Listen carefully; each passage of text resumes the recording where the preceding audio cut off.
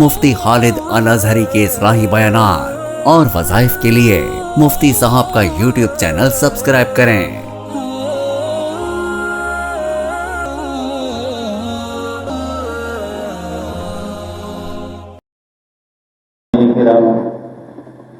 الحمدللہ کہ ہم کلمہ توحید پڑھنے والے ہیں اور اسی کلمہ توحید سے ہمارا ایمان بھی ہے، ایثار بھی ہے۔ رب عظیم سے یہ دعا ہے کہ اللہ تبارک و تعالی ہمارا خاتمہ بھی ایمان کے ساتھ فرمائے، اس لیے کہ پیارے آقا صلی اللہ علیہ وسلم نے ارشاد فرمایا انما الاعمال بالخواتیم، اعمال کا دار و مدار خاتمے پر ہے، اس لیے اپنے خاتمے کی فکر کرتے رہنا چاہیے۔ اور خاتمہ اسی چیز پہ ہوگا جس پہ انسان زندگی گزارے گا۔ زندگی میں جو اس کا پسندیدہ عمل ہوگا آخری وقت میں وہی اس کے کام آئے گا اور وہی اسے یاد آئے گا۔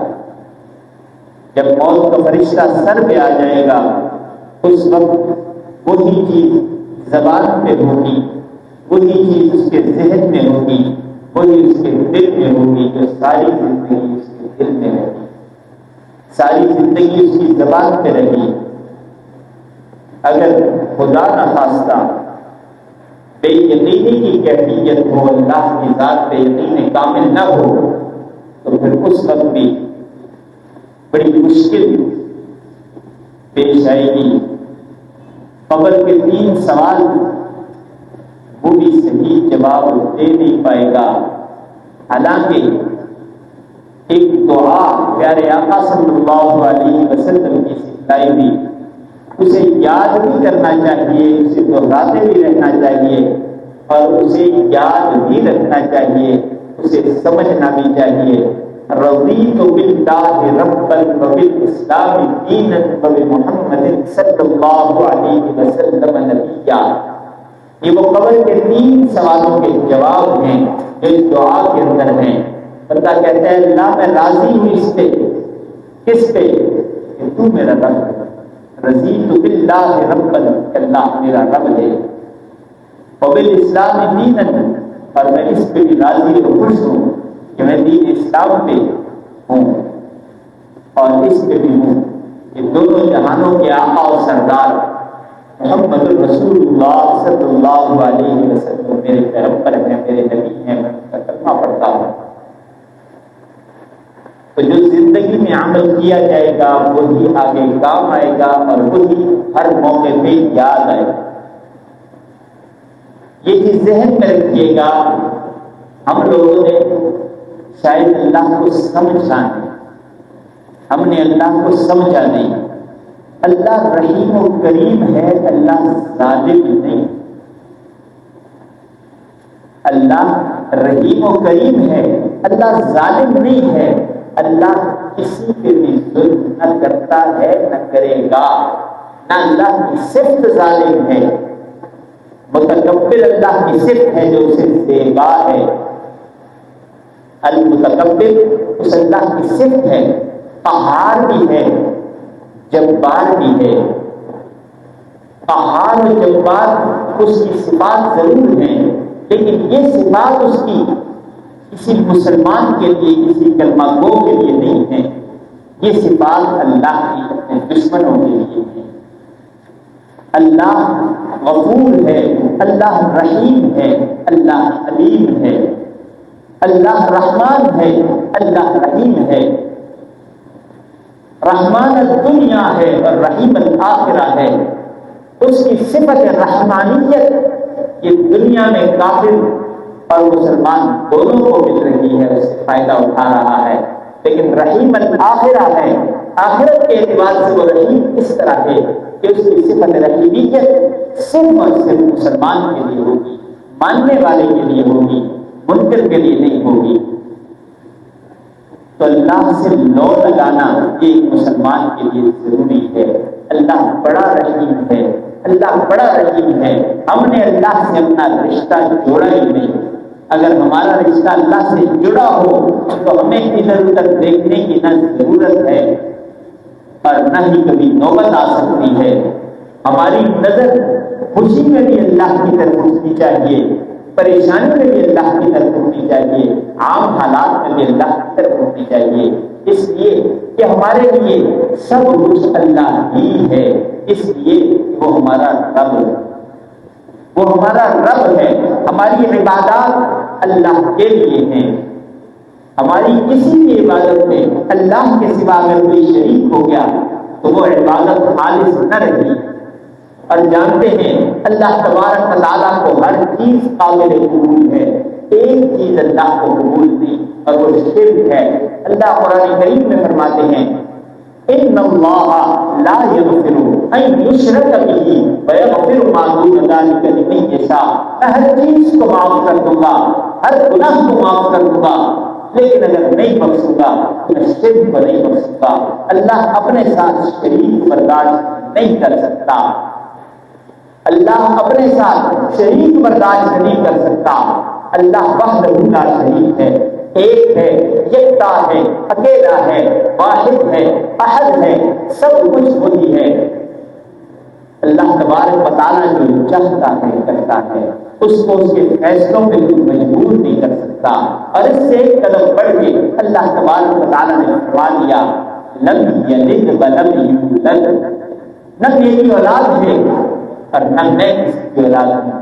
اللہ کی کوئی اولاد نہیں اور اللہ بھی کسی کی اولاد نہیں، اور اللہ کا کوئی ہمسر یا مقابلہ کرنے والا بھی کوئی نہیں. اللہ کا مقابلہ کرنے والا کوئی نہیں.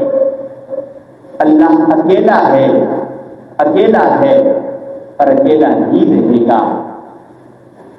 اللہ کے لیے بعض لوگوں نے کسی نے کہا، یہودیوں نے کہا وقالت الیہود عزیر ابن اللہ، یہودیوں نے کہا عزیر اللہ کا بیٹا ہے. عیسائیوں نے کہا ہم کیوں پیچھے رہے. وقالت النصارى، جنہوں نے عیسیٰ علیہ السلام کو بیٹا بنا لیا، انہوں نے عزیر علیہ السلام کو بیٹا بنا لیا. حالانکہ اللہ کہتے ہیں لم یلد ولم یولد، اللہ کا نہ کوئی بیٹا ہے نہ اللہ کسی کا بیٹا ہے، نہ اللہ کی کوئی اولاد نہ اللہ کسی کی اولاد. اللہ ہر چیز کا مالک ہے. تو میں عرض کر رہا تھا اللہ ہر چیز معاف کر دیتا ہے، شرک معاف نہیں کرتا. ہم شاید یہ سمجھ بیٹھے ہیں کہ شرک کس کو کہتے ہیں کہ بت ہوگا، اس کے سامنے ہم کھڑے ہو جائیں گے، اس کی عبادت کریں گے تو یہ شرک ہے. کہ نہیں، شرک کی ڈیفینیشن میں جائیں تو شرک بڑی طویل فہرست دیے ہوئے ہے.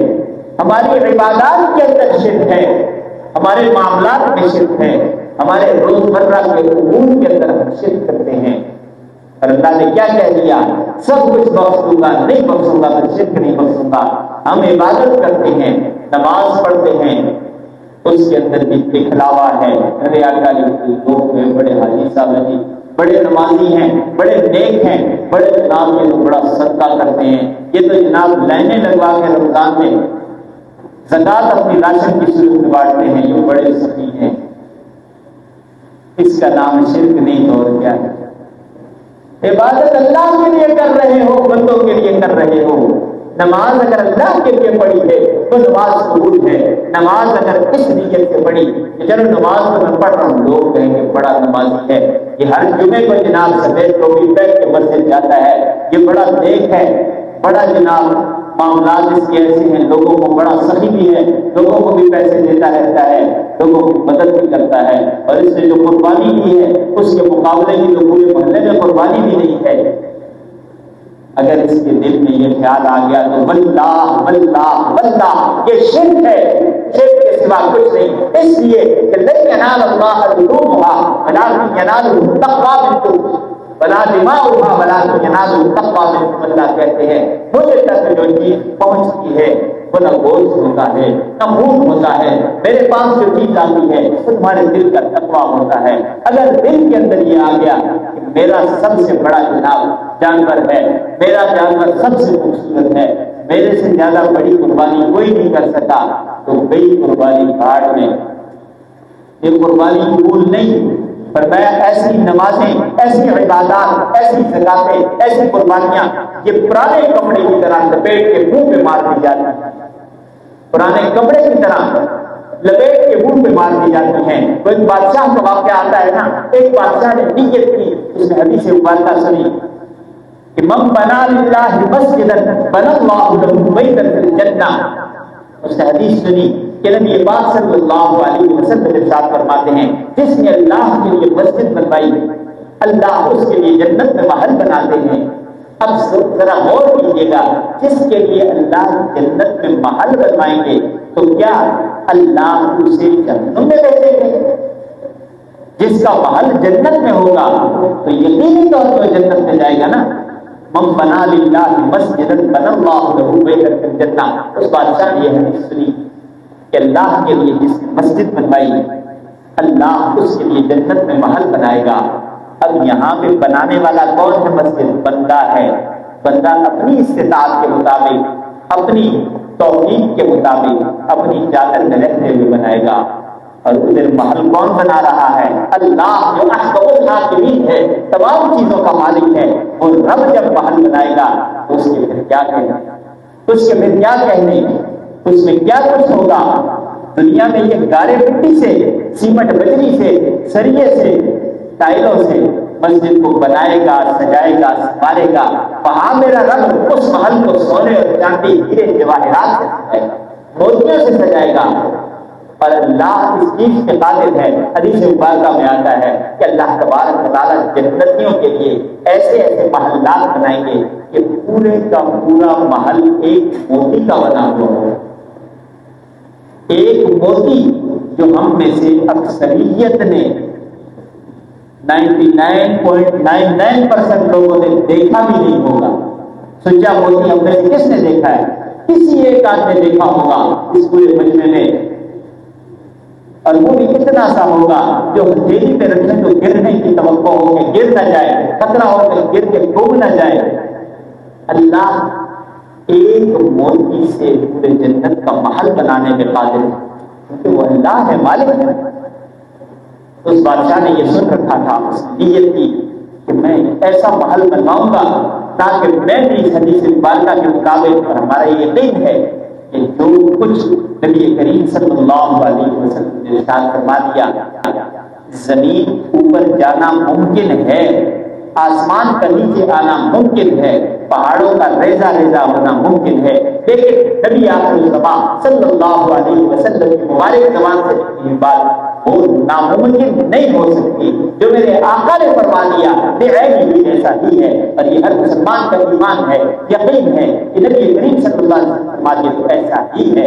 آپ صلی اللہ علیہ وسلم فرما دیا من بنا للہ مسجدا بنى اللہ له بیتا فی الجنہ، جو شخص اللہ کی رضا کے لیے، اللہ کے لیے، صرف اللہ کے لیے، یہاں بھی بات وہی آ گئی، اللہ کے لیے، شرک سے پاک صاف ہو، دکھلاوا ریاکاری نہ ہو، کسی سے بابا سے نہ کرانی ہو، کسی سے حاجی نمازی نیک نہ کہلوانا ہو، اس نے صرف اللہ کو راضی کرنا ہو، اللہ کی رضا کے لیے مسجد بنا رہا تھا تو اللہ اس کو جنت میں محل دیں گے۔ تو بادشاہ نے نیت کی کہ میں بھی ایک ایسی مسجد بنواؤں گا جس میں کسی کا کوئی حصہ نہیں ہوگا، وہ صرف میری طرف سے ہوگی۔ بادشاہ تھا، کر سکتا تھا، مال موجود تھا، اس نے ایسی مسجد بنانے کا تہیہ کیا اور اس نے مسجد بنانی شروع کر دی، ایک لاجواب بے مثال مسجد بنانی شروع کر دی۔ وہ مسجد بن رہی ہے تو راج جو مسجد بنا رہا ہے اس نے بھی یہ حدیث مبارکہ سنی ہوئی تھی، اس راج نے بھی یہ حدیث سنی تھی کہ من بنا للہ مسجدا بنى اللہ له بیتا فی الجنہ، کہ اللہ اس کے لیے جو مسجد بنائے اس کے لیے جنت میں محل بناتا ہے۔ اس کا بھی دل چاہا، لیکن وہ تو راج تھا، دیہڑی دار تھا، مزدور تھا، وہ کہاں مسجد بنا سکتا تھا، وہ تو مسجد نہیں بنا سکتا تھا، لیکن اس نے تہیہ کیا میں اس مسجد میں اپنا حصہ ضرور ڈالوں گا۔ اس نے اپنا حصہ کیسے ڈالا؟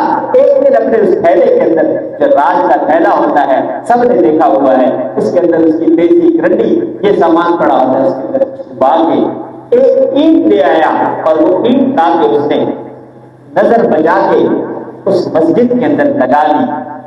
مسجد تعمیر ہوئی، نیک دل بادشاہ ہوا کرتے تھے، پر جانتے ہیں اللہ کس کی دعا کو رد نہیں کرتا، تو چند لوگ جن کی دعاؤں کو اللہ رد نہیں کرتا نا، ان میں سے اولاد جو اپنے ماں باپ کے لیے دعا کرے اس کی دعا رد نہیں ہوتی، ماں باپ جو اپنی اولاد کے لیے دعا کرے وہ بھی رد نہیں ہوتی، اور عادل حکمران کی دعا کو اللہ رد نہیں کرتا۔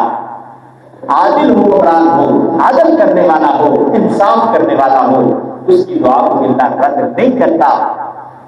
تو نیک دل بادشاہ تھا، مسجد تعمیر ہوئی، تیار ہوئی، بادشاہ خواب دیکھتا ہے۔ خواب کیا دیکھ رہا ہے کہ وہ جنت میں ہے۔ خواب میں بادشاہ دیکھ رہا ہے جنت میں ایک خوبصورت محل اللہ نے اس کے لیے بنایا ہے اور اس محل میں پھر رہا ہے، لیکن ساتھ وہ دیکھتا ہے کہ اس کے محل جیسا ایک دوسرا محل اس کے محل کے برابر میں ہے اور وہاں پر وہ راج پھر رہا ہے۔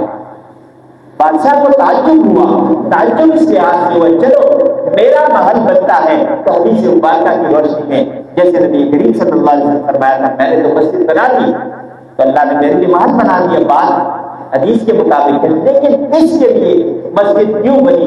اگر اس لیے بنی ہے کہ اس نے تعمیر کی ہے، تعمیر کی تو میں اسے مزدوری دیتا رہا ہوں، اس نے تو باقاعدہ مزدوری کی ہے، اس کے لیے محل کیوں کر بنا؟ اس نے خواب سے بیدار ہوا، راج کو بلوایا، بلا کے اس نے سوال کیا کہ مجھے سچ سچ بتاؤ، راج نہیں کہ بادشاہ ہوا کرتے تھے، بادشاہ ہوا کرتے تھے۔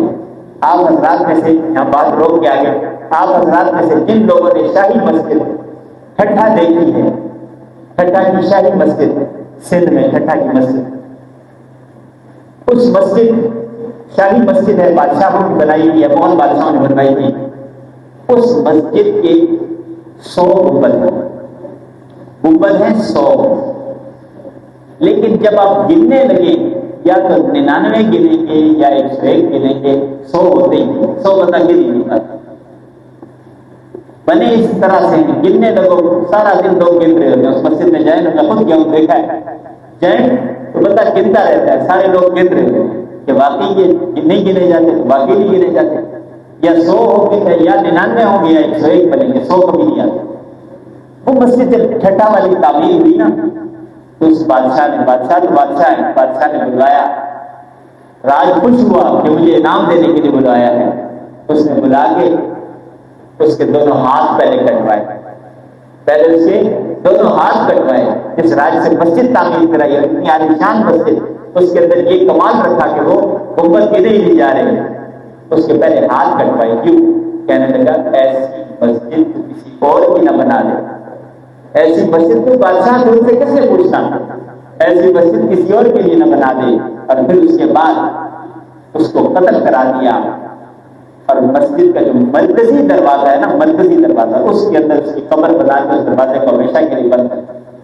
وہاں ٹھٹھا گھر جانے کا کسی کا اتفاق ہو تو آپ دیکھ لیں گے، تو بادشاہ تو ایسے ہوتے ہیں۔ تو اس بادشاہ نے جس نے مسجد بنوائی، جس کا میں واقعہ بیان کر رہا ہوں، اس نے راج کو بلایا، راج گھبرا گیا، اس نے پوچھا کہ سچ سچ بتانا، کہنے لگا سچ تو بتا دوں گا لیکن جان کی امان کون کو، اگر میری جان آپ چھوڑ دے مجھے معاف کر، اس نے کہا معاف کیا، اللہ نے تجھے اتنا بڑا اجر دیا ہے تو میں کیسے تجھے سزا دے سکتا ہوں، لیکن بتا کیا بات ہوئی، سارا واقعہ سنایا کہ اسی طرح نظر بچا کے ایک اینٹ میں نے وہاں لگا دی۔ تو بات یہ ہے، اس سے نتیجہ کیا نکلا کہ اللہ کے ہاں مقدار نہیں معیار دیکھا جاتا ہے۔ اللہ کے ہاں مسجد پوری بنانے والا اور مسجد کے اندر ایک اینٹ لگانے والا برابر ہو گئے، اس لیے ان دونوں کی نیتیں ایک جیسی، دونوں کی نیتوں کے اندر اخلاص تھا۔ تو عرض کرنے کا مقصد، یہ ساری تبدیل بنانے کا مقصد کیا ہے؟ مقصد یہ ہے کہ اللہ تبارک و تعالیٰ اگر ہمیں نماز کی توفیق دے دے تو اس نماز میں شامل آئیں، اللہ اگر روزے کی توفیق دے دے تو اس روزے کے اندر شرک نہ لائیں۔ شرک کیسے کہ ہم دکھلاوا کریں گے کہ میں نماز پڑھ کے آیا ہوں۔ اکثر حضرات کو یہ کہتے آپ سنیں گے اور وہ بتانا چاہتے ہیں، اصل جو بات ہوتی ہے نا وہ بتانا چاہ رہے ہوتے ہیں میں بڑا نمازی ہوں، میں بڑا نیک ہوں۔ اگر کسی سے کہو کہ یہ نماز پڑھا کر دو، میں تو 6 وقت کا نمازی ہوں، تہجد بھی میں پڑھتا ہوں باقاعدگی سے۔ تو اگر تہجد پڑھتے ہیں، تہجد اگر اعلان کی نماز ہوتی نا، اعلان والی، تو میرا رب ہم پہ فرض کر دیتا۔ تہجد چھپانے کی نماز ہے، نماز تہجد لاڈلوں کی نماز ہے، اللہ کے لاڈلے اور پیارے اللہ سے پڑھواتا ہے۔ اللہ ہر لڈو پھٹو سے نہیں پڑھواتا کہ جی سارے پڑھو۔ تہجد کی نماز وہ پڑھے گا جس کے اللہ پڑھنے کی توفیق دے گا۔ اور یقین جانیے اگر آپ سے کسی دن کوئی غلطی سرزد ہو گئی یا پکے تہجد گزار ہیں، یہ صرف ان لوگوں کو میں مخاطب کر رہا ہوں جو پکے تہجد گزار ہیں۔ کبھی کبھی آپ سے نماز تہجد چھوٹ بھی جاتی ہوگی، وہ کب چھوٹتی ہے جانتے ہیں؟ جس دن آپ کوئی غلطی کر لیں، کوئی گناہ کر لیں، اگلے دن تہجد کی توفیق نہیں ملتی۔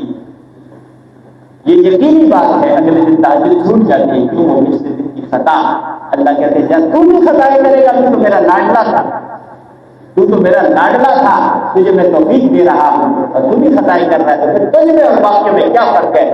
جس طرح وہ سو رہے ہیں تو بھی سوتا ہے، جس طرح وہ غافل ہے تو بھی غافل رہے۔ تو نمازوں کے اندر شرک نہیں لانا، نماز کو دکھانی نہیں، بتانی نہیں۔ اور وہ وقت ہوتا ہے تہجد کا جس میں بندہ کہتا ہے نا اے اللہ مجھے صحت دے، اللہ کہتے ہیں جا تجھے صحت دی۔ اللہ کہتے ہیں مجھے اولاد دے، اللہ کہتے ہیں جا تجھے اولاد دی۔ اے اللہ مجھے فلاں چیز دے دے، اللہ کہتے ہیں لے لو۔ اس وقت اللہ بانٹ رہے ہوتے ہیں، اس وقت اللہ بانٹ رہے ہوتے ہیں، سب کچھ ملتا ہے تہجد میں۔ میرے آقا صلی اللہ علیہ وسلم نے تہجد کی نماز فرض کی، امت پہ فرض نہیں ہے، لیکن جسے اللہ توفیق دے اور جو کوشش کرے اللہ اسے توفیق بھی دے دیتے ہیں، جو اپنے آپ کو پاک صاف کرے اللہ اسے توفیق بھی دے دیتے ہیں۔ تو جہاں نمازوں کو شرک سے پاک کرنا ہے وہاں روزوں کو شرک سے پاک کرنا ہے۔ دکھلاوے کے لیے روزہ نہیں رکھنا، دکھلاوے کے لیے زکوٰۃ نہیں دینی۔ میرے آقا صلی اللہ علیہ وسلم کی تعلیمات تو یہ ہیں اگر تمہیں اللہ نے توفیق دی ہے تو دائیں ہاتھ سے دو، بائیں ہاتھ کو بھی پتہ نہ چلے۔ دائیں ہاتھ سے دے رہے ہو، بائیں ہاتھ کو بھی پتہ نہ چلے کہ اس نے کیا دیا۔ یہاں ہمارے ہاں تو نمائشیں کی جاتی ہیں، دکھلاوا کیا جاتا ہے، لوگوں کی لائنیں لگوائی جاتی ہیں کہ جی کون ہے جی حاجی صاحب زکوٰۃ بانٹ رہے ہیں۔ یہ دکھلاوا ہے، یہ ریاکاری ہے۔ اللہ ہم سب کو بچائے، اللہ اس دکھلاوے سے بچائے۔ اسی طرح دکھلاوا قربانی میں بھی اگر آ گیا تو وہ قربانی بھی اس کے اندر بھی شرک شامل ہو جائے گا اور اللہ سب کچھ بخش دے گا، نہیں بخشے گا تو شرک نہیں بخشے گا۔ اللہ سب کچھ بخشے گا، نہیں بخشے گا تو شرک نہیں بخشے گا۔ بارکہ جسے اللہ نے قربانی کی توفیق دی وہ اس کی شکر کرے، اور اگر اب تک ابھی قربانی کی نہیں ہے نا، اب تک اس سے دکھلاوا ریاکاری نمائش ہو چکی ہے تو ابھی تو بتائے ہوئے اللہ مجھے معاف فرما، مجھے سمجھ نہیں آئی تھی آج سمجھ آ گئی، اے اللہ مجھے معاف فرما، میری نیت میں اخلاص پیدا کر۔ نیت بھی اللہ سے مانگے، اللہ نیت میں اخلاص پیدا کر دیں گے، دکھلاوے ریاکاری سے اللہ بچا دیں گے۔ اور اس کے ساتھ ساتھ جو قربانی کا حق ہے نا صحیح معنی میں وہ ادا کرے۔ قربانی کا حق کیا ہے؟ قربانی کے گوشت کے 3 حصے کرنے ہیں۔ پہلا حصہ کس کا؟ پہلا کس کا ہوگا؟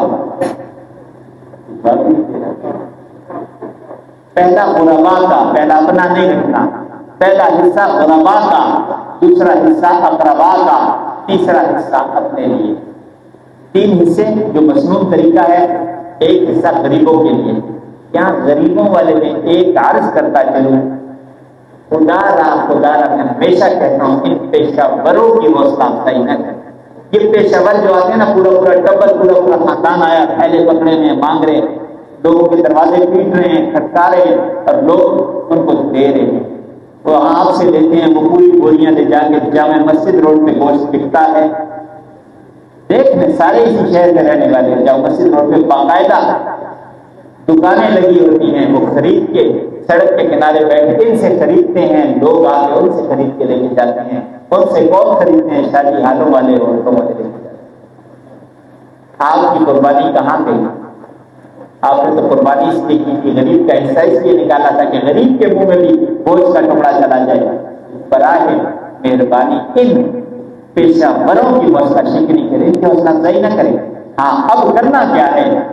کرنا یہ ہے کہ یہ حصہ ان لوگوں تک پہنچائیں جو آپ کے پاس مانگنے نہیں آتا۔ آپ کو کہتے نہیں ہیں کیوں سفید پوشی کا بھرم نہیں ٹوٹنے دیتے، ان کی سفید پوشی کا بھرم نہ توڑے، ان تک پہنچائیں، یہ انتظار نہ کریں کہ وہ آئے گا تو لے جائے گا، وہ کیوں آئے گا؟ قربانی آپ نے کی ہے، اس نے نہیں کی۔ آپ کے مزاج کا کیا پتا، وہ آ جائے، آپ کے زیور بگڑے رہے ہوں، آپ اسے بھی دھتکار دیں۔ تو عزت نفس ہر شخص کی ہوتی ہے، اس کی عزت نفس کا خیال رکھیں، اللہ آپ کی توفیق کو بڑھا دیں گے۔